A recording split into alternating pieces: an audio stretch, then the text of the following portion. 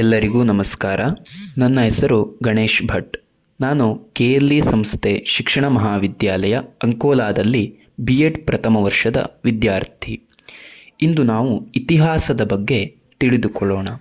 ಇತಿಹಾಸ, ಹಿಸ್ಟರಿ. ಶಿಕ್ಷಣ ಕ್ಷೇತ್ರದಲ್ಲಿ ಇತಿಹಾಸಕ್ಕೆ ಪ್ರಮುಖವಾದಂತಹ ಸ್ಥಾನವನ್ನು ಕಲ್ಪಿಸಲಾಗಿದೆ. ಇತಿಹಾಸವಿಲ್ಲದೆ ಶಿಕ್ಷಣವು ಪೂರ್ಣತೆಯ ಮಟ್ಟವನ್ನು ತಲುಪಲಾರದು. ಆದುದರಿಂದ ಇತಿಹಾಸವನ್ನು ಮಾನವಿಕ ವಿಷಯಗಳ ತಾಯಿ ಅಥವಾ ರಾಣಿ ಎಂದು ಇತಿಹಾಸ ತಜ್ಞರು ಕರೆದಿದ್ದಾರೆ. ಇದು ಎಲ್ಲ ವಿಷಯಗಳ ಅಧ್ಯಯನಗಳ ನೆಲೆಯಾಗಿದೆ.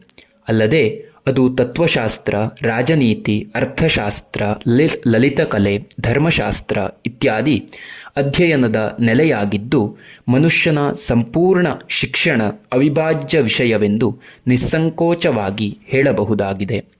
ಅನಾದಿ ಕಾಲದಿಂದ ಇಂದಿನವರೆಗೆ ಮಾನವನ ಸರ್ವತೋಮುಖವಾದಂತಹ ಜೀವನ ಹೇಗೆ ಸಾಗಿ ಬಂದಿದೆ ಎಂದು ತಿಳಿಸುವ ವಿಚಾರವೇ ಇತಿಹಾಸ. ಇಂದು ಇತಿಹಾಸ ಕೇವಲ ಕಾಲಕ್ರಮದಲ್ಲಿ ಅಧ್ಯಯನ ಮಾಡುವ ಘಟನಾವಳಿಗಳ ಸಂಗ್ರಹ ಮಾತ್ರವಲ್ಲ, ಇದು ಅತ್ಯಂತ ಪ್ರಾಚೀನವೂ ವ್ಯಾಪಕವೂ ಆಗಿರುವುದರಿಂದ ವಿದ್ವತ್ ಪ್ರಪಂಚದಲ್ಲಿ ಉನ್ನತ ಸ್ಥಾನವನ್ನು ಪಡೆದಿದೆ. ಇತಿಹಾಸವು ಮಾನವನ ಜೀವನ ಪ್ರಗತಿಯನ್ನು ವಿವರಿಸುವ ವಿಷಯವಾಗಿರುವುದರಿಂದ ಪ್ರತಿಯೊಬ್ಬ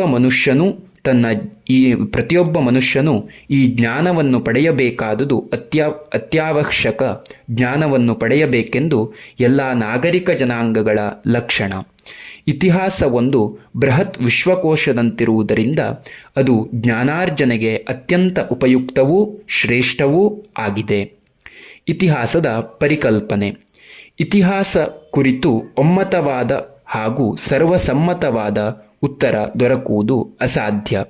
ಆದರೆ ಸಾಮಾನ್ಯವಾಗಿ ಈ ಪದವನ್ನು ಮಾನವನ ಇತಿಹಾಸ ಎಂಬ ಅರ್ಥದಲ್ಲಿ ಬಳಸುತ್ತೇವೆ. ಇತಿಹಾಸಕ್ಕೆ ಸಮಾನಾರ್ಥದಲ್ಲಿ ನಡವಳಿಕೆ ಎಂದು ಕರೆಯುವರು. ಇವು ಹಲವಾರು ಕಾರಣಗಳಿಂದ ಉತ್ಪನ್ನವಾಗುತ್ತದೆ. ಹೀಗೆ ಉಂಟಾಗುವ ಕಾರಣ ನಡವಳಿಕೆ ಪರಿಣಾಮಗಳಿಂದ ವ್ಯಕ್ತಿಯಲ್ಲಿ ಅನುಭವ ಉಂಟಾಗುತ್ತದೆ. ಈ ಅನುಭವಗಳ ನಿರೂಪಣೆಯೇ ಇತಿಹಾಸ. ಇದು ವ್ಯಕ್ತಿಗೆ ಸಂಬಂಧಿಸಿದ್ದಾದರೆ ಅದು ಜೀವನ ಚರಿತ್ರೆ ಎಂದು, ದೇಶಕ್ಕೆ ಸಂಬಂಧಪಟ್ಟಿದ್ದರೆ ದೇಶ ಚರಿತ್ರೆ ಎಂದು ಕರೆಯುವರು. ಇತಿಹಾಸ ಪದದ ಉಗಮ. ಗ್ರೀಸ್ನ ಸುಪ್ರಸಿದ್ಧ ವ್ಯಕ್ತಿ ಹೆರೋಡಟಸ್ನನ್ನು ಇತಿಹಾಸದ ಪಿತಾಮಹ ಎಂದು ಕರೆಯಲಾಗಿದೆ. ಕ್ರಿಸ್ತಪೂರ್ವ 482-424 ಸುಮಾರಿನಲ್ಲಿ ಪ್ರಥಮವಾಗಿ ಪರ್ಷಿಯನ್ ಯುದ್ಧಕ್ಕೆ ಸಂಬಂಧಿಸಿದಂತೆ ವಿಚಾರಿಸುವ ಮೂಲಕ ಇತಿಹಾಸ ರಚನಾ ಕಾರ್ಯಕ್ಕೆ ಇವರು ತಳಪಾಯ ಹಾಕಿದರು. ಅನಂತರ ಇದೇ ಕಾಲದಲ್ಲಿ ಥೂಪಿಡೈಡಸ್ ರವರು ಸಮಕಾಲೀನ ಘಟನೆಗಳ ಹಿನ್ನೆಲೆಯಲ್ಲಿ ಇತಿಹಾಸ ರಚನಾ ಕಾರ್ಯದಲ್ಲಿ ತೊಡಗಿದರು. ಮಧ್ಯಕಾಲೀನ ಇತಿಹಾಸವು ಮತ, ಧರ್ಮ, ಶಾಸ್ತ್ರಗಳೊಂದಿಗೆ ಸೇರಿಕೊಂಡಿತ್ತು. ಕ್ರಿಸ್ತಶಕ 17ನೇ ಶತಮಾನದ ಸುಮಾರಿಗೆ ಇತಿಹಾಸದ ಅಧ್ಯಯನದಲ್ಲಿ ವಿಮರ್ಶಾತ್ಮಕ ಕ್ರಮ ಬೆಳೆಯಿತು. 19ನೇ ಶತಮಾನದಲ್ಲಿ ಲಿಯೋಪೋಲ್ಡ್ ವಾನ್ ರಾಂಕಿ ಅವರಿಂದ ನಿಜವಾದ ಇತಿಹಾಸದ ಪ್ರಗತಿ ಕಂಡುಬಂದಿತು. ಇತಿಹಾಸದ ಸ್ವರೂಪ. ಇತಿಹಾಸ ಮಾನವ ಕುಲದ ಅಧ್ಯಯನವೇ ಪ್ರಧಾನ ವಸ್ತುವಾಗಿದೆ. ಇತಿಹಾಸವು ಮಾನವನ ಜೀವನದ ಅರ್ಥವತ್ತಾದ ಕಥೆಯಾಗಿದೆ. ಇತಿಹಾಸವು ಕೇವಲ ಜೀವನವನ್ನು ಚಿತ್ರಿಸುವುದಿಲ್ಲ, ಆಗಿನ ಕಾಲದಲ್ಲಿ ಆಗಿಹೋದ ಘಟನೆಗಳನ್ನು ಹೊಂದಿದೆ. ಇತಿಹಾಸ ಗತಕಾಲದ ಘಟನೆಗಳ ದಾಖಲೆಯಾಗಿದೆ. ಇತಿಹಾಸ ಗತಿಸಿ ಹೋದ ಎಲ್ಲ ಸಂಗತಿಗಳ ವಿಮರ್ಶಾತ್ಮಕ ವಿವರಣೆಯನ್ನು ಹೊಂದಿದೆ. ಇತಿಹಾಸ ಪ್ರತಿಯೊಂದು ವಸ್ತು ವಿಷಯದ ಕಾರ್ಯಕಾರಣ ಹಾಗೂ ಸಂಬಂಧವನ್ನು ಹೊಂದಿದೆ. ಪ್ರಾಚೀನ ಕಾಲದಿಂದ ಇಂದಿನವರೆಗೆ ಮಾನವನ ನಿರಂತರ ಹೋರಾಟವನ್ನು ಚಿತ್ರಿಸುತ್ತದೆ. ಮಾನವ ಅನಾಗರಿಕತೆಯಿಂದ ನಾಗರಿಕತೆಯೆಡೆಗೆ ಸಾಗಿಬಂದಿರುವ ಹಾದಿಯನ್ನು ಇತಿಹಾಸ ಹೊಂದಿದೆ. ಇತಿಹಾಸವು ವೈವಿಧ್ಯಮಯವಾದ ಸಂಗತಿಗಳ ದಾಖಲೆಯಾಗಿರುತ್ತದೆ. ಇತಿಹಾಸ ಮಾನವೀಯ ಮೌಲ್ಯಗಳನ್ನು ಹೊಂದಿದೆ. ಇತಿಹಾಸ ಭಾವನೆಗಳ ದಾಖಲೆಯಾಗಿದೆ. ಇತಿಹಾಸ ಮಾನವೀಯ ಅನುಭವಗಳ ಸಮಗ್ರ ಮೊತ್ತವಾಗಿದೆ. ಮಾನವನ ಬೆಳವಣಿಗೆ ಹಾಗೂ ವಿಕಾಸದ ಬಗ್ಗೆ ರೀತಿ ನೀತಿ ಆಚಾರ ವಿಚಾರ ವೃತ್ತಿ ಕಲೆ ಸಾಹಿತ್ಯ ಹಾಗೂ ಸಂಸ್ಕೃತಿಗಳನ್ನು ಇತಿಹಾಸ ಹೊಂದಿದೆ.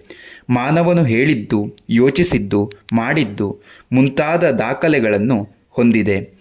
ಇತಿಹಾಸ ಸಮಗ್ರತೆಯನ್ನು ಹೊಂದಿದೆ. ಅಂದರೆ ರಾಜಕೀಯ ಸಾಮಾಜಿಕ ಆರ್ಥಿಕ ಸಾಂಸ್ಕೃತಿಕ ಮುಂತಾದ ಕ್ಷೇತ್ರವನ್ನು ಆಧರಿಸಿದೆ. ಇದು ಇತಿಹಾಸದ ಸ್ವರೂಪ. ಇತಿಹಾಸದ ವ್ಯಾಪ್ತಿ. ಇತಿಹಾಸದ ವ್ಯಾಪ್ತಿ ವಿಶ್ವದಷ್ಟು ವಿಶಾಲವಾಗಿದೆ. ಇದು ಪುರಾತನ ಮತ್ತು ವ್ಯಾಪಕತೆಯನ್ನು ಹೊಂದಿದೆ. ಇತಿಹಾಸ ಮೊದಲು ಮನರಂಜನಾ ಪ್ರಧಾನವಾಗಿ ಸಾಹಿತ್ಯದ ಒಂದು ಭಾಗವಾಗಿ ಬೆಳೆದು ಕ್ರಮೇಣ ಶಾಸ್ತ್ರೀಯ ಅಧ್ಯಯನಕ್ಕೆ ಒಳಪಟ್ಟು ಇಂದು ಇಡೀ ಮಾನವನ ಕುಲದ ಉದ್ದಗಲಕ್ಕೂ ವ್ಯಾಪಿಸಿದೆ. ಅದನ್ನು ಕೆಳಗಿನ ಪ್ರಮುಖ ಅಂಶಗಳಿಂದ ತಿಳಿದುಕೊಳ್ಳಬಹುದಾಗಿದೆ.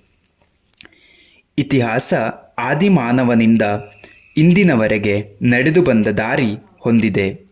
ಇತಿಹಾಸ ಬೃಹತ್ ಬೆಳವಣಿಗೆಯನ್ನು ತೋರಿಸುವ ಜ್ಞಾನ ಶಾಖೆಯಾಗಿದೆ. ಇತಿಹಾಸ ಇಡೀ ನಾಗರಿಕತೆ ಮತ್ತು ಸಂಸ್ಕೃತಿಯ ವ್ಯಾಪಕ ವರ್ಣನೆಯನ್ನು ಹೊಂದಿದೆ. ಇತಿಹಾಸವು ಪ್ರಪಂಚದ ಅರಿವಿಗೆ ಅವಕಾಶ ಮಾಡಿಕೊಡುತ್ತದೆ. ಇತಿಹಾಸ ಅಧ್ಯಯನ ಮಾನವ ಜೀವನದ ಎಲ್ಲ ರಂಗಗಳನ್ನು ವ್ಯಾಪಿಸಿದೆ.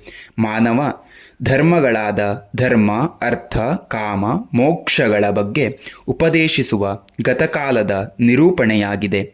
ಇತಿಹಾಸವು ಸ್ಥಳೀಯ ಪ್ರಾಂತೀಯ ರಾಷ್ಟ್ರೀಯ ಹಾಗೂ ಅಂತಾರಾಷ್ಟ್ರೀಯ ಮಟ್ಟದಲ್ಲಿ ವ್ಯಾಪಿಸಿದೆ. ಇತಿಹಾಸವು ಮಾನವ ಭೌಗೋಳಿಕ ಅಂಶಗಳನ್ನು ಮಾನವನ ಕೃತಿಗಳು ಹಾಗೂ ಸಾಧನೆಗಳನ್ನು ರೂಪಿಸುವಲ್ಲಿ ಸಹಾಯಕವಾಗಿದೆ. ಇತಿಹಾಸವು ಹಲವು ಮುನ್ನಡೆ ಮತ್ತು ಏಳು ಬೀಳುಗಳ ದಾಖಲೆಯನ್ನು ಹೊಂದಿದೆ. ಇತಿಹಾಸವು ಪ್ರಪಂಚದ ಅರಿವಿಗೆ ಅವಕಾಶ ಮಾಡಿಕೊಡುತ್ತದೆ. ಹೀಗೆ ಇನ್ನೂ ಹಲವಾರು ವ್ಯಾಪ್ತಿಗಳನ್ನು ಇತಿಹಾಸವು ಹೊಂದಿದೆ.